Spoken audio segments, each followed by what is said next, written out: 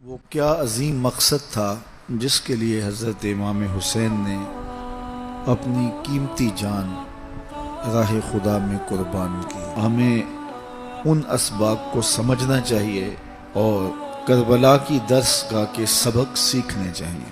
آپ کو یہ پتہ ہے کہ 60 ہجری میں یزید تخت نشین ہوا تھا اور اس نے لوگوں سے بیعت لی۔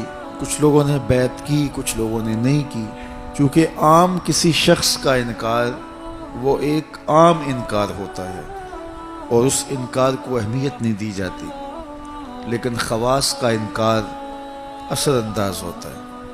تو حضرت امام حسین رضی اللہ تعالی عنہ اگر یزید کی بیعت سے انکار کرتے ہیں تو یزید کے لیے ایک بہت بڑا خطرہ تھا، اور اگر وہ بیعت نہیں کرتے تو وہ ان کے وجود کو ختم کر دینا چاہتا تھا تاکہ خطرہ مستقل طور پر ٹل جائے۔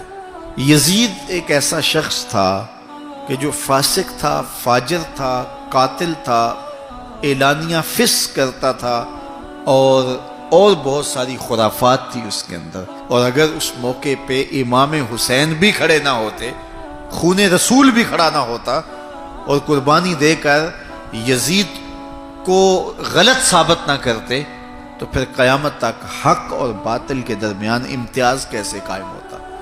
بعد میں اگر کوئی یزید کے خلاف کھڑا بھی ہوتا تو یزید اور یزیدی قوتیں کہہ سکتی تھی جب رسول اللہ کی بیٹی کا بیٹا کھڑا نہیں ہوا، رسول اللہ نے جسے جوانان جنت کا سردار کہا ہے، جب وہ یزید کی حکومت کے خلاف کھڑا نہیں ہوا، اس نے قبول کر لیا ہے اور اس نے بیعت کر لی ہے، تو تم کون ہوتے ہو؟ سند جواز بن جاتی حضرت امام حسین رضی اللہ تعالی عنہ کا یزید کو قبول کرنا۔ اس لیے حضرت امام حسین رضی اللہ تعالی عنہ اس بات کو شعوراً جانتے تھے کہ میرا نہ قیام کرنا، میرا کھڑا نہ ہونا قیامت تک کے لیے سند جواز ہوگی، اور میرا کھڑا ہونا قیامت تک کے لیے ظلم کے خلاف کھڑا ہونے کی دلیل بن جائے گی۔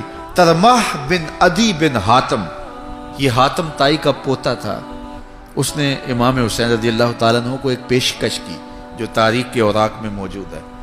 اس نے کہا حضرت اگر آپ میرے ساتھ چلے جائیں، میں چند دنوں کے اندر 30,000 کا جان نثار لشکر آپ کی پشت پہ کھڑا کر دوں گا اور آپ تک کوئی ان کی لاشوں سے گزر کے ہی پہنچے گا۔ تو حضرت امام حسین رضی اللہ تعالیٰ عنہ کو ان حالات میں یہ کوئی چھوٹی پیشکش نہیں تھی، بہت بڑی پیشکش تھی۔ واپس جانے کا راستہ بھی مسدود، آگے کوفے والوں کی بے وفائی کا علم، چھوٹے چھوٹے بچے ساتھ، آلات حرب و ضرب نہیں ہے، 72 افراد ہیں، 30,000 کا لشکر وہ دے رہا ہے، لیکن امام نے کہا میرا کوئی اور مقصد ہے، میں جا رہا ہوں۔ تو لوگوں کا خیال تھا کہ وہ کیا مقصد ہے؟ تو حضرت امام حسین نے خود اس کو بیان کرتے ہوئے فرمایا لوگوں، مجھے سمجھ ہے میرے ساتھ کیا ہونے جا رہا ہے، لیکن اس کے باوجود میں جا رہا ہوں۔ وَلَكُمْ فِيَّا أُسْوَةٌ، میں اس لیے جا رہا ہوں کربلا میں کہ قیامت تک ظلم کے خلاف کھڑے ہونے والوں کے لیے کوئی نمونہ تو ہو۔ تو میری زندگی قیامت تک کھڑے ہونے والوں کے لیے ایک نمونہ ہے۔ تو یہ شعور تھا حضرت امام حسین رضی اللہ تعالیٰ عنہ کا کہ میرا کھڑا ہونا قیامت تک لوگوں کو ظلم کے خلاف کھڑا رکھے گا اور میری زندگی لوگوں کے لیے دلیل ہوگی۔ تو یہ شعور ہمیں کربلا کی درسگاہ سے ملتا ہے کہ حق اور باطل کا شعور ہونا چاہیے، اور پھر احقاق حق کے لیے کھڑا ہونے کا مرحلہ آئے تو پھر کھڑا ہو جانا چاہیے۔ ظلم کو قبول نہیں کرنا چاہیے، ظلم کو قبول کر لینا ظلم کو تقویت دینے کے مترادف ہوتا ہے۔